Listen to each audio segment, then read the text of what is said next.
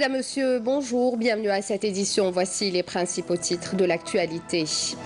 Justice, 3 hauts responsables placés sous mandat de dépôt ces dernières 48 heures. 2 anciens premiers ministres et un ancien ministre du Commerce en détention provisoire au niveau de la prison d'El Harrach dans le cadre d'une enquête ouverte à la Cour suprême d'Alger et qui concerne plusieurs autres responsables.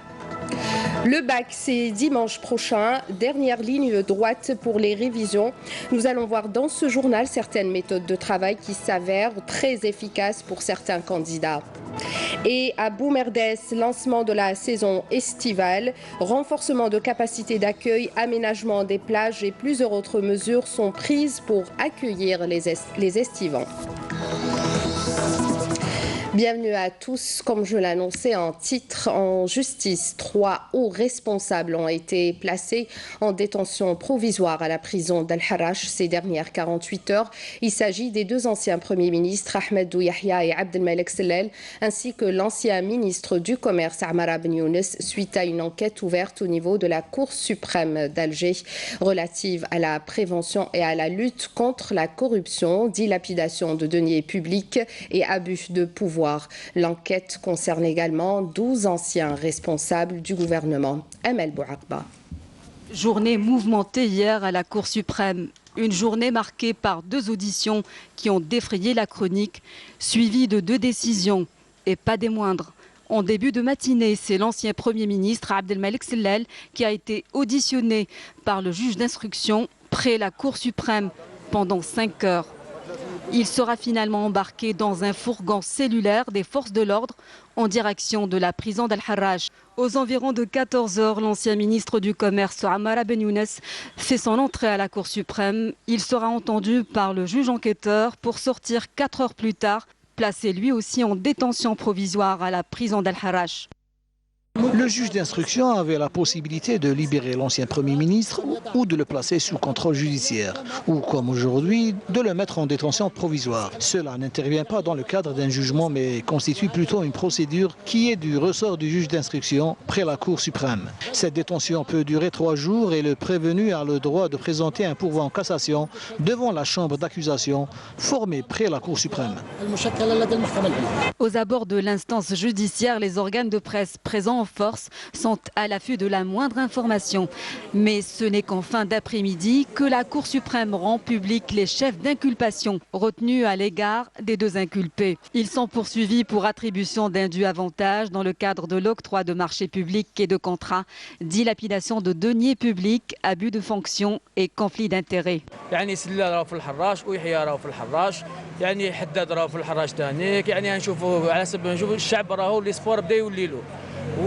يعني الحراك راهو نجح فيما يخص يعني ان شاء الله نطلبوا الدراهم باقي يعاودوا يرجعوهم يعني 100 مليار داوها قسموها بيناتهم والشعب داروا له لا بلونشابيي اوني دي ناسيوناليست يعني حنايا نطلبوا منا نكونوا يعني لا جوستيس بارتو لي مينيس اللي راهم هاربين واللي راهم نطلبوا الدوله دير لهم منظار ودير لهم يعني مع الانتربول ويعني نشكروا الجيش الوطني الشعبي اللي يخدم خدمته بيان كوم يفو يعني كاين عباد احرار راهم داخلين معاهم يعني كاين ولاد فاميليا ان شاء الله ويعني احنا نثيقوا في الجيش ونثيقوا في العداله ان شاء الله. هذه الاعتقالات تعتبر اعتقالات في محلها لكن يجب ان تشمل الجميع من رؤساء البلديات حتى الوزاره حتى الحكومه. C'est avec une grande fierté on se voit comme le premier ministre Sellel ويحيى وسود سويت.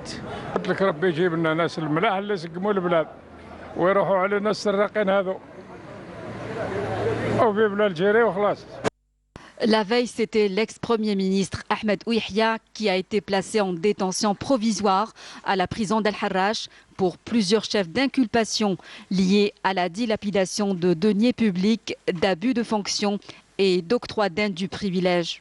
Une première donc en Algérie, 12 hauts responsables impliqués dans des affaires liées à la corruption sont convoqués par la justice. Et comme chaque week-end, les Algériens commencent à sortir dans les rues pour le 17e vendredi consécutif. Les manifestants commencent à se regrouper, comme vous pouvez constater sur ces images, un peu partout à Alger Centre. Des slogans sont scandés appelant à de profondes réformes ainsi qu'à la poursuite de la lutte contre la corruption. Les manifestants n'ont pas manqué d'exprimer leur satisfaction quant aux décisions prises par la justice. Donc là, comme vous venez de voir, il s'agit des premières images tournées ce matin à Alger Centre. Installation hier d'un nouveau président de la Cour d'Alger, Jamel Qasmi, en remplacement de Mukhtar Ben Harraj. La cérémonie d'installation de Jamel Qasmi, qui était président de la Cour du tribunal de Bourj Bouarerij, a été présidée par la présidente du Conseil d'État, Soumeya Abd Sadouk, représentante du ministre de la Justice, garde des Sceaux. Selon la présidente du Conseil d'État, cette nomination vient renforcer le système juridique et mettre en évidence les jeunes compétences algériennes. Le président du Conseil de la Nation par intérim, Saleh Goudjil, prend part aujourd'hui à Paris à la 20e réunion de l'Association des Sénats d'Europe à l'invitation du président du Sénat français, Gérard Larcher. Dans son intervention, Saleh Goudjil a estimé que les relations afro-européennes ont besoin d'une poussée réelle et doivent être plus efficaces. Il a indiqué que le continent africain, sous la conduite de l'Union africaine, est engagé aujourd'hui dans une vaste entreprise de réhabilitation globale, politique et économique en vue de faire de ce dernier un acteur majeur et incontournable dans les relations internationales, ajoutant que depuis la création de l'UA en 2000, l'Afrique est pleinement investie dans les tâches essentielles d'édification et de modernisation de l'État afin de renforcer le statut de la notion d'État, pérenniser sa stabilité, assurer la sécurité de sa population. Cependant, il a avoué que cette tâche n'est pas facile car le continent africain connaît toujours des crises et des conflits et fait toujours l'objet de menaces et défis asymétriques tels que le terrorisme, la criminalité transnationale organisée et l'extrémisme violent. En outre, il subit aussi les défis liés aux mouvements migratoires et aux problèmes environnementaux, y compris le changement climatique, ce qui nécessite une coordination accrue et des efforts concertés pour y faire face, a-t-il précisé, rappelant dans ce contexte les années du terrorisme qu'a connu l'Algérie. Pour le président du Conseil de la Nation par intérim, la question du développement constitue toujours pour les pays africains un véritable dilemme qui doit faire l'objet d'une analyse approfondie et permanente, ce qui en fait une de ses priorités essentielles, faisant observer que le dialogue euro-africain escompté est celui qui établit comme priorité le développement des ressources humaines et rend disponibles les investissements qui garantissent la croissance, la paix et la sécurité du continent. C'est dans ce sens, a-t-il ajouté, que l'Algérie a toujours tenu à plaider en faveur d'un partenariat fondé sur les principes de l'équilibre et de l'égalité avec les partenaires extérieurs au continent. Et au sujet du bicaméralisme, Saleh Goudjil a rappelé son importance comme régime politique moderne, surtout en termes d'équilibre et de stabilité de l'ensemble des institutions politiques nationales. Et en conséquence, l'Algérie considère que la question du développement doit être envisagée dans le cadre d'une approche globale et inclusive, impliquant fondamentalement le développement économique et social ainsi que la promotion et l'émancipation de l'être humain qui doit être la base et la finalité de tout processus de développement. En cela, la démocratie est une option stratégique pour renforcer l'État national dans sa vocation de cadre de promotion pour tous. Dans ce contexte, le récent mouvement populaire que notre pays connaît, caractérisé par l'aspect pacifique et civilisé des manifestations des Algériennes et des Algériens, témoigne de la vitalité du peuple algérien dans son interaction avec les questions d'intérêt public. Ce mouvement ouvrira sans doute la voie à une véritable démocratie consolidée et approfondie où tout le monde devra y contribuer, ce qui conduira inévitablement à l'indépendance croissante de la décision politique nationale. Par conséquent, nous affirmons que le peuple algérien a souligné en toute conscience et responsabilité le souci de protéger son pays et son désir de faire progresser le pays vers un avenir démocratique, prometteur et prospère. C'est pourquoi le dialogue global, tel que souligné par son Excellence le chef de l'État Abdelkader Ben Salah lors de son dernier discours à la nation, reste la voie la plus appropriée pour réaliser les aspirations du peuple algérien. Direction le sud du pays, suite aux inondations qu'a connues la wilaya d'Ilizi ainsi que la circonscription administrative de Djanet, l'armée nationale populaire a déployé de grands moyens humains et matériels afin de prendre en charge les sinistrés.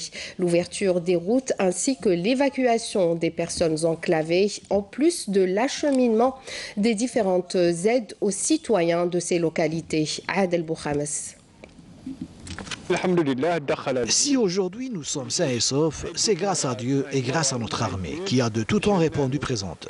Ce n'est pas la première fois qu'elle vient à notre secours. Ces éléments interviennent pour secourir ceux qui sont perdus ou menacés de noyade. Ils sont toujours au chevet du citoyen.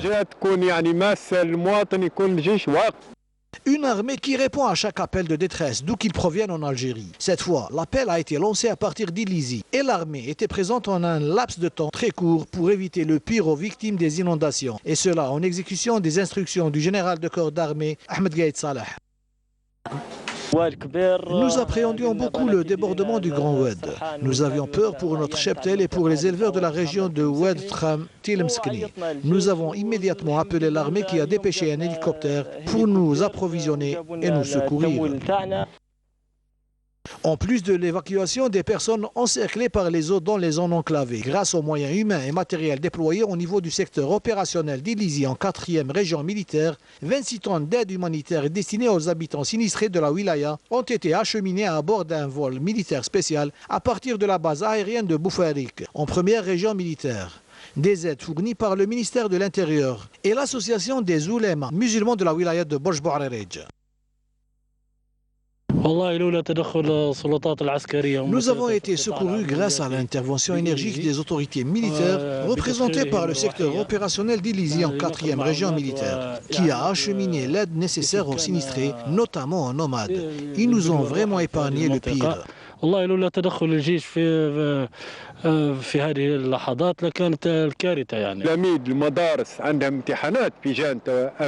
La mobilisation des éléments de notre armée a permis aux élèves de Djanet de passer leurs examens.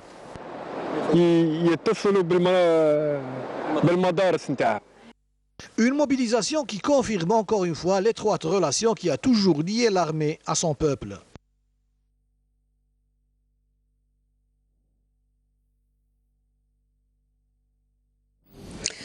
Le bac, c'est dans 2 jours, dernière ligne droite pour les révisions. À chacun sa recette. Si certains candidats s'enferment chez eux pour mieux se concentrer, d'autres préfèrent des séances de révision en groupe, collectives, en plein air.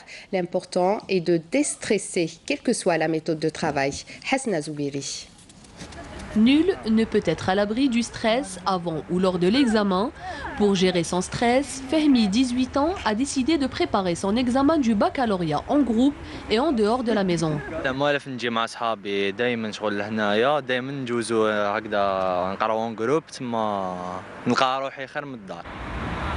La forêt de Ben Aknoun accueille depuis plusieurs semaines des dizaines de candidats au baccalauréat.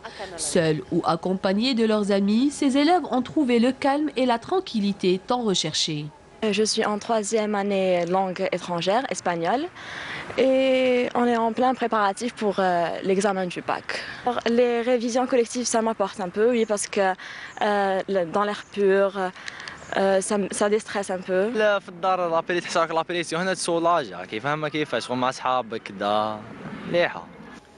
Gérer son stress avant cette importante épreuve n'est pas chose facile. Le stress peut être une émotion bloquante. Le professeur Medjid Tebti donne quelques conseils aux candidats du bac. Ces élèves qui vont passer leur bac bientôt doivent réunir toutes les conditions favorables à l'examen. C'est quoi les conditions favorables à l'examen? Il faut se déstresser cette semaine. Il faut enlever tout ce qui est intellectuel dans leur tête. Il faut s'occuper d'autre chose que de s'occuper des études. Il faut rester très synthétique cette semaine, à réviser, à faire juste des notes. Il faut sortir avec les amis, il faut bien manger surtout, le jour d'examen, il faut bien dormir, c'est très important. Le sommeil est très important durant cette semaine. Il faut éviter tous les événements stressants qui viennent de l'extérieur. C'est quoi les événements stressants? On assiste très souvent à l'approche d'un baccalauréat, de ces fameuses rumeurs, de ce sujet qui va tomber, qui va revenir et tout. Et on a tendance à utiliser, bien sûr, l'ère de la technologie, on utilise le téléphone, on stresse l'étudiant. Et on n'aura pas fini avec le stress après la fin de l'examen du baccalauréat. La période d'attente des résultats constitue une étape cruciale qu'il faut savoir gérer également pour ne pas être débordé psychologiquement. Bon courage alors à tous les candidats. Eh oui, bon courage à tous. Et nous allons à présent au sud du pays, à Tamanrasset, pour rencontrer une lycéenne qui s'apprête aussi à passer son bac. Hiba, une candidate pas comme les autres, à un détail près. Hiba est non-voyante, un handicap qui ne l'empêche pas de briller. Un exemple à suivre, un modèle de persévérance sans égal. La lycéenne rêve d'atteindre tous ses objectifs et de décrocher le Graal. Le portrait est dressé par Jazia Bayou. Malgré son handicap, Hiba Ouilel n'a pas baissé les bras et a travaillé sans relâche pour réaliser son rêve, celui d'avoir son bac. Le lycée Le Colonel Sihouès à Imgel, dans la wilaya de Tamanrasset, retient d'elle une brillante élève, la meilleure de tout l'établissement scolaire. Je n'ai pas eu recours au braille pour apprendre mes cours. Certes, j'ai trouvé des difficultés, surtout durant les examens, mais Dieu merci, avec la persévérance, tout est possible et j'espère même être un exemple pour tous les autres à qui je dis que le handicap physique ne peut être un frein pour atteindre tous ses objectifs.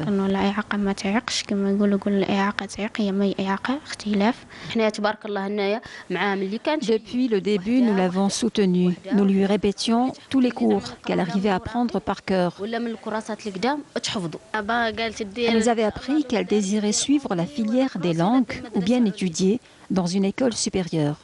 Munie d'une grande volonté et d'une capacité sans égale à apprendre tous ses cours par cœur, Hiba a pu décrocher toutes les attestations de mérite. Son souhait à présent consiste à passer son bac dans les meilleures conditions. J'espère passer mon bac dans une classe spéciale et être assistée par quelqu'un qui pourra me lire les questions et se comporter avec moi avec bienveillance.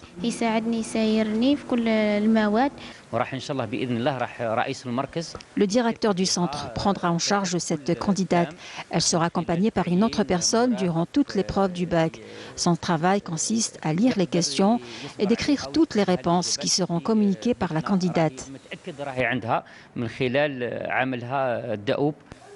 Pour de meilleurs résultats, Hiba, qui a vaincu son handicap, souhaiterait à présent apprendre le braille pour être plus indépendante et pourquoi pas atteindre le sommet de la gloire. À l'étranger, l'actualité internationale est résumée en bref par Mouna Nawal Hammoudi. Regardez.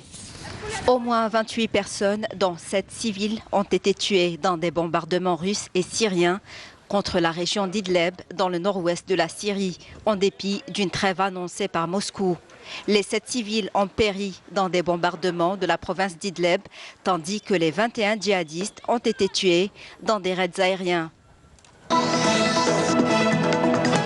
Le terroriste australien Brenton Tarrant, inculpé dans le meurtre de 51 fidèles en mars dans 2 mosquées de Christchurch en Nouvelle-Zélande, a plaidé non coupable lors de la première comparution du tireur devant la cour de Christchurch. Son procès débutera en mai 2020. La Chine a appelé au dialogue au lendemain de l'attaque contre 2 pétroliers dans la région du Golfe, où les fortes tensions font craindre un embrasement. Les États-Unis ont accusé l'Iran d'être responsable des attaques contre 2 pétroliers en mer d'Oman, norvégiens et japonais. Pour sa part, le président iranien, qui a démenti ces accusations, a en outre accusé les États-Unis d'être une grave menace à la stabilité régionale et mondiale. le Soudan du Sud a réclamé une aide humanitaire d'urgence de 12 milliards de dollars pour renforcer sa campagne contre l'Ebola suite à l'apparition en Ouganda voisin de cette maladie virale meurtrière ces derniers jours.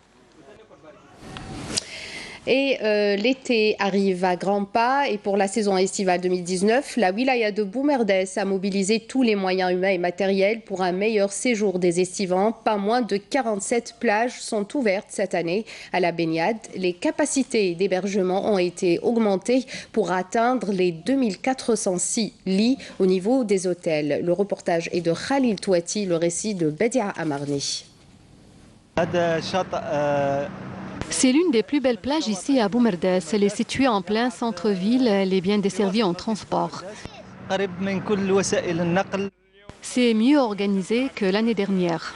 Le lancement de la saison estivale cette année dans la wilaya de Boumerdès coïncide avec l'aménagement de 47 plages qui sont autorisées à la baignade. La capacité d'hébergement est aussi revue à la hausse. Les préparatifs de la saison estivale ont permis l'aménagement de 47 plages autorisées à la baignade. Nous les avons dotées de toutes les commodités pour accompagner les estivants pour un bon repos. Nous avons engagé aussi des travaux d'aménagement, d'ouverture de pistes et d'éclairage public. En ce qui concerne les capacités d'hébergement au niveau des hôtels, nous sommes à 2406 lits, contre 7206 lits au niveau des campings. Les services de la protection civile ont mobilisé tous les moyens humains et matériels pour la surveillance des plages et des baigneurs. La protection civile avec ses éléments couvre les 47 plages de la wilaya. Nous avons mobilisé aussi 2 médecins et 112 agents professionnels.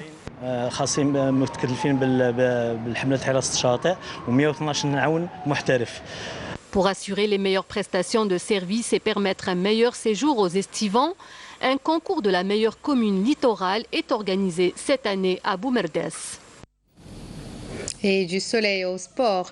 La 50e édition de la Coupe d'Algérie a été remportée par le groupement sportif pétrolier après avoir battu son homologue, le SM Blida, sur le score de 90-56. Une victoire qui permettra de se voir attribuer le doublé Coupe Championnat de la saison 2018-2019. Nessima Imloul. Le groupement sportif pétrolier a remporté la Coupe d'Algérie de basketball en battant l'USM Blida sur le score de 90-59 et conserve pour la 9e fois consécutive le trophée de la Coupe d'Algérie dans sa 50e édition. Il faut dire que c'est un succès mérité. Les joueurs de Sofiane Boulahia ont imposé le rythme dès le début de la rencontre avec un jeu à la fois rapide dans la contre-attaque exécutée par les joueurs intérieurs et par une défense robuste qui va permettre de creuser l'écart de 8 points dès les premières 5 minutes pour remporter le premier quart-temps par 22-12. Les pétroliers continuent sur la même lancée par un jeu collectif et une défense de zone qui va beaucoup gêner leurs adversaires de Blida qui accusant beaucoup de pertes de balles, surtout le tir à 3 points. La première mi-temps est au profit du USP avec 17 points d'avance. Au retour des vestiaires, les Blidéens tenteront de revenir au jeu en réduisant l'écart à 10 points, mais les pétroliers ne se laisseront pas faire, vont reprendre le large au score et conclure le 3e quart-temps avec 22 points d'écart et joueront sereinement le dernier quart-temps en creusant le fossé davantage pour remporter le match par un score à la faveur de leur expérience, soit 90-59. Avec cette belle victoire, le GSP s'adjuge le doublé Coupe Championnat de la saison 2018-2019 et décroche le 20e trophée de l'histoire du club.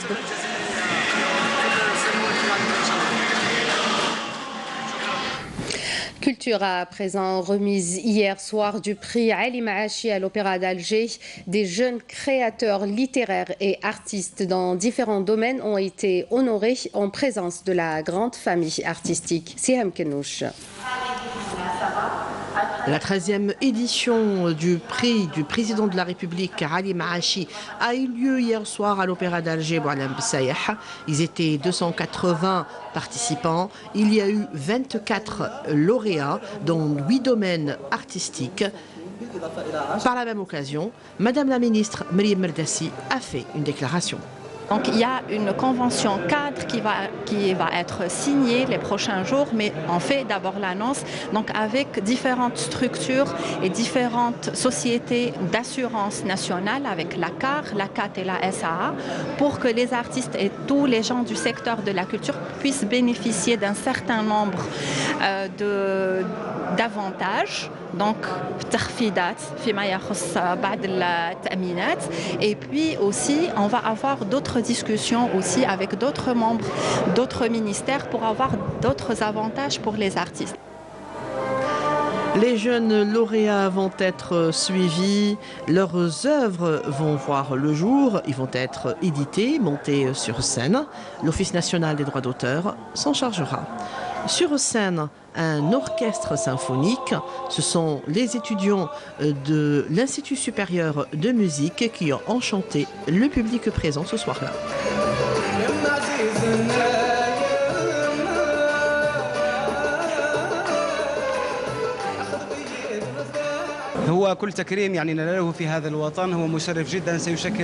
Cette reconnaissance est très bien reçue. En fait, chaque reconnaissance qui vient de notre pays est la bienvenue.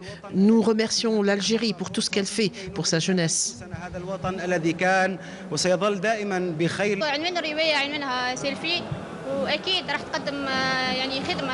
C'est un roman intitulé Selfie, ça parle de la sagesse et puis ça parle aussi de plusieurs problèmes sociaux, par exemple le phénomène d'Al-Harga. L'œuvre avec laquelle j'ai participé s'appelle Sada Saout Qassam. À la base, c'est censé être une œuvre musicale instrumentale, symphonique, c'est une composition symphonique, à laquelle j'ai rajouté quelques paroles pour que ça prenne plus de sens. Donc voilà, je n'étais pas certain de postuler dans un premier temps, mais après j'ai foncé. Voilà. En présence des officiels, plusieurs noms qui ont marqué leur présence dans le domaine artistique et littéraire ont été honorés par Madame la ministre de la Culture.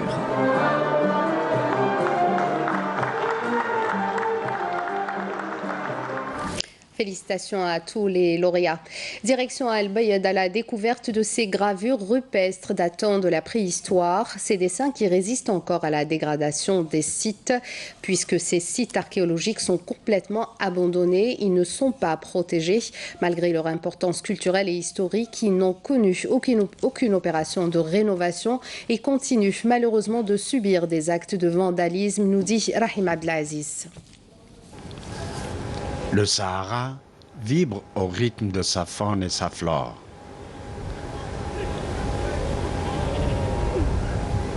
D'imposantes falaises de grès abritent des gravures. La région d'Al-Bayad est un gisement à ciel ouvert de stations rupestres préhistoriques. Il s'agit d'un riche patrimoine archéologique soumis à la dégradation.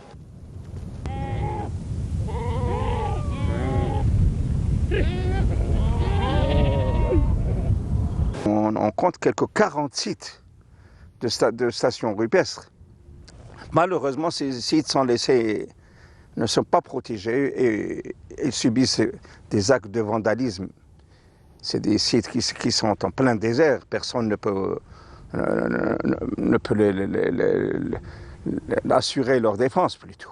Ce qu'on demande aux autorités locales, c'est de prendre à bras le corps ce dossier de gravures rupestres, de le recenser, et de le répertorier et de créer une commission de suivi pour faire parler ces gravures rupestres. Pour faire parler, parce qu'il s'agit comme de notre passé. Et c'est un patrimoine aussi, c'est un très riche patrimoine qui nous a été légué par ces populations. Ces populations qui, comme je l'ai dit tout à l'heure, qui ont vécu dans cette région bien avant, il y a 6000 ans, comme lorsqu'on parle du bélier de Boualem. C'est une gravure rupestre qui date depuis 6000 ans. Quand on parle de ces scènes de chasse dans la région des Merdoufa, du Scorpion, c'est des gravures qui datent bien avant, il y a 9000 ans. La gravure du bélier à tête sphéroïde de la station de Boualem est unique au monde. Le site qui l'abrite reste sous la menace de la dégradation par l'homme. Les gravures sont aussi victimes de l'érosion.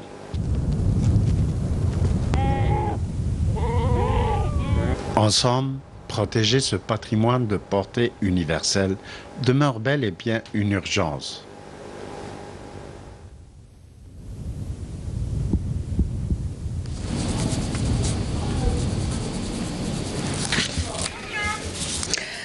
Football, donc sport pour terminer ce journal. Football, dernière nouvelle de l'équipe nationale, c'est l'attaquant de Montpellier, Andy Delors, qui remplacera le milieu de terrain Haris Belkabla, écarté de la sélection pour des raisons disciplinaires. Une décision qui intervient à quelques jours du coup d'envoi de la CAN. Et une autre information sportive, toujours avec l'équipe nationale qui gagne 2 places au classement FIFA, publié ce matin sur le site officiel de l'instance mondiale. Voilà, sur ce prend fin notre journal. Merci de nous avoir prêté attention. Je rappelle que tous nos programmes sont disponibles en replay sur nos réseaux sociaux. Je vous souhaite tout de suite la météo avec Friel Cheikh. Je vous souhaite une excellente journée sur Canal Algérie. Au revoir.